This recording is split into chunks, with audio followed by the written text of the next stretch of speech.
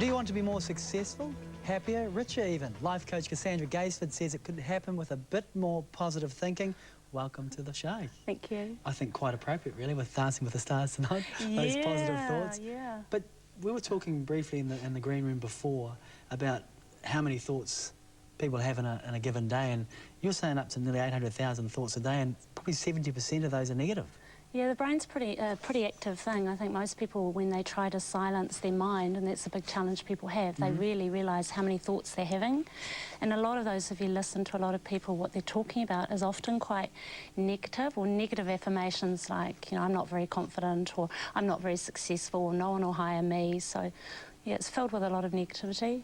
You talk about the dreaded Ds, depression, despondency, despair and doubt. Yeah.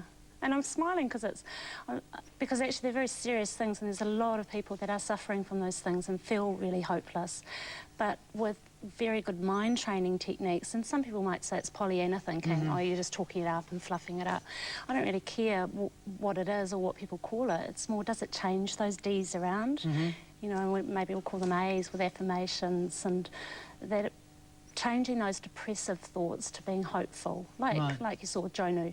If anyone saw Jonah last night, talking about how he kept the faith and he kept the hope and he kept the visualisation of being able to walk again after his kidney failure. You talk about affirmations. Let's talk about affirmations and how people go about, you know, doing those kind of things. Yeah. Sometimes people struggle with it because they think it's on being silly. It doesn't. If you were, for instance, if you weren't feeling very confident, or you didn't have a lot of money, or you had a lot of people were suffering from a lot of debt, it might not be I'm a millionaire, you know, because it might feel like that's just a little bit. And the important thing is you have to believe the affirmation, even if it's a little bit of a stretch. So it might be more, every day I'm attracting more wealth. Every day I'm feeling happier, instead of I'm a happy person. Right. Which, you know, so you have. Black and white, really, isn't it? Really, yeah. So you're saying that, I guess it's like setting goals. You have an end goal, but there's steps along the way to achieve that end goal. And there are little steps. So you're saying with affirmations, the same process. Same thing, and with goals as well. It's one thing just to say a goal, but the other thing is to put all those powerful techniques. Well, you know, I mean, you're obviously setting out to dance in a big way tonight. I'm sure you're not just saying an affirmation. What other techniques are you bringing in that's helping you? Well, you talk about visualisation, and I think it's been an important part in my sport throughout the last few years, and for dancing. And I think about the first 3 weeks of preparing for this end event, I was having negative thoughts because, you know, I couldn't achieve those goals, but things have changed around because I've visualised the evening and what's happening. And I think with people that they need to do that, you need to believe that it's going to happen and see yourself doing it. And to know it's normal to have negative thoughts. So it's not like we want to disown them. It's a normal part of living. But the important thing is for them not to become prisoners, to imprison you. And the Dalai Lama, I remember when he came in, I found his quote that he said very inspiring, because he said that negative thoughts are like weeds. So if gardeners out there, you know convolvulus, you don't have to plant it, it just takes over. And he said that positive thoughts are like flowers, and you have to actually, every day, you have to nurture them. Whereas negative thoughts, they're just everywhere. They're like toxins, where it's bad news or bad press or someone whinging or someone in the workplace. But don't worry about that, because you can still change your attitude. That's the one thing that you can change. Let's move on to visualisation, because I kind of touched on it a little bit. If people are wanting to go about that, what's the process that they should go through? There's a couple of techniques that can help.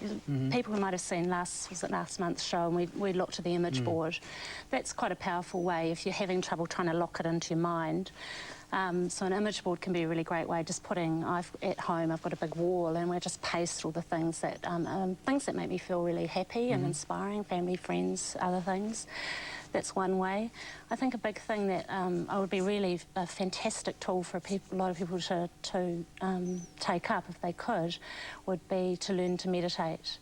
Now, it doesn't have to be, you don't have to have a mantra, and you don't have to subscribe to some new age kind of new religious thought. It could be just as simple as repeating a word like one,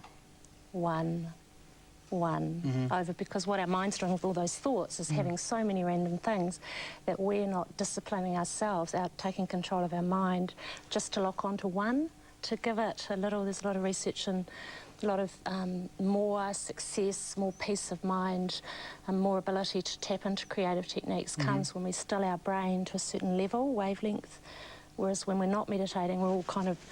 all over the place. Yeah, we're burning out, you know. So that's a couple of techniques that can help: meditation and image board, dreaming, just going to bed and maybe you wake up and have a horrible dream. Oh my God, someone's going to foreclose the mortgage.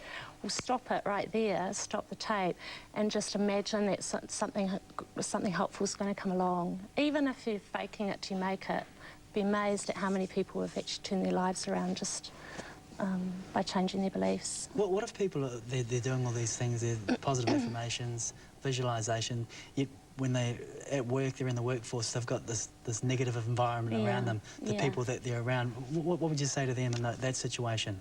Because that is tough, because you're doing all the work, but you're exposed to it in the workplace. Yeah, and I'm sure shortly we're going to look at that, the shot of what negative thoughts can do to our bodies. But one way is either you just walk away from those people. I've worked in workplaces where people have been like that all the time, and it's really draining, like you wilt. And so one thing is either just to save that person. You're probably not aware of this, but I'm just, and so it's not sort of blaming them, but just saying, I'm just wondering, you know, you seem to be sort of quite negative, is everything okay? So maybe it's offering that person some help. Or the other thing is just to walk away or just say, look, I don't want to hear that. Which can be quite hard. Well, it's interesting, I've been in a situation where I was in a job and I did have that negativity around me, and I ended up leaving the job, but I walked rather than, and I felt so much better for it. I think in those situations, it's not always, you know, you can't always do that because it's your form of income, but I think if it's affecting your health and your mentality, it's a good way of moving on. Yeah, I worked in a workplace like that too, and I got shingles in the end. I kept trying to like make it work and close it off, but your body barometer never lies, and sometimes you're better to walk. And that's the cause, I think, for a lot of organisations. They need to actually have a zero tolerance of negativity in the workplace. Take it off site. That's right. Get a punching bag and, you know, let off your steam somewhere else, but don't bring it to work. Speaking of those negative and positive thoughts, Cassandra, we do have those still stores, those pictures. You might want to talk us through them. This one here first. That one there, you just have to look at it and ask yourself, is that a negative thing or a positive thing? And it's pretty beautiful. It's pretty radiant. And that's from great DVD, if anyone wants to get it, What the Bleep Do We Know? And it's all about the, here's a molecule of water, and we're going to look at the other one shortly. But it's been exposed to loving kindness thoughts, you know, really positive thoughts. Same glass of water from the same spring. And that's the molecular structure we saw before. And the second one, we can bring it up now? Yeah. There it is. Yeah, now, well, what does that look like to you? Disarray. The S word, it looks like a lump of not pleasant stuff. So that's the toxic, that's how damaging it can be if our bodies are 70 to 90% water. Then if we're being exposed to negativity all the time, and that is changing our molecular structure, well, it's pretty difficult to be positive if you're always exposed to negativity. So yeah, that's pretty revealing, and I think I guess the biggest thing people can do is just reframe. Just don't even get into whinging, don't even get into self-harming thoughts like I'm stupid or I'm never this or I'm never that, and just talk it up, talk and act positive. Well, Cassandra, you've been very positive with us today, and thank you so much for coming on the show. Thank you.